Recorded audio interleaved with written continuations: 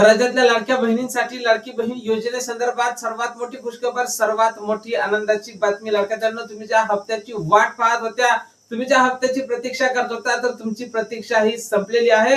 कुठल्याही क्षणी हप्ते वितरणासंदर्भातला GR प्रसिद्ध करून लाडकी बहीण योजनेच्या 21व्या हप्त्याच्या वितरणाला सुरुवात होणार आहे. त्याच सोबत अशी माहिती समोर येत आहे की 22वा हप्ता सुद्धा म्हणजेच मार्च आणि एप्रिलचे 2 हप्ते 3000 रुपये एकत्रितपणे येण्याची शक्यता आता वर्तवल्या जात आहे. मार्च महिना संपलेला आहे, त्यानंतर आता एप्रिल सुद्धा संपलेला आहे. त्यामुळे लाडक्या बहिणींची आता प्रचंड नाराजी झालेली आहे आणि त्यांची नाराजी ही दूर करण्यासाठी लाडक्या बहिणींच्या खात्यावर एकत्रितपणे 3000 रुपये जमा करणार असल्याची माहिती समोर येत आहे. तर त्यासाठी कोण महिला पात्र असतील, तर ज्या महिलांनी KYC दुरुस्ती केली असेल अशा सर्वच महिला आता समोरच्या हप्त्यासाठी पात्र असणार आहेत. त्याचसोबत ज्या महिलांना आतापर्यंत सुरळीत हप्ते मिळाले होते त्या सुद्धा महिला समोरच्या हप्त्यासाठी पात्र असणार आहे. या हप्त्याच्या वितरणासंदर्भात आम्ही वरिष्ठांकडून माहिती घेण्याचा प्रयत्न करतच आहोत. जशी काही नवीन माहिती, नवीन अपडेट आपल्याकडे उपलब्ध होईल, सर्वप्रथम त्या संदर्भातला व्हिडिओ तुम्हाला आपल्या चॅनलवर पाहायला मिळणार आहे. त्यामुळे तुम्ही जर नवीन असाल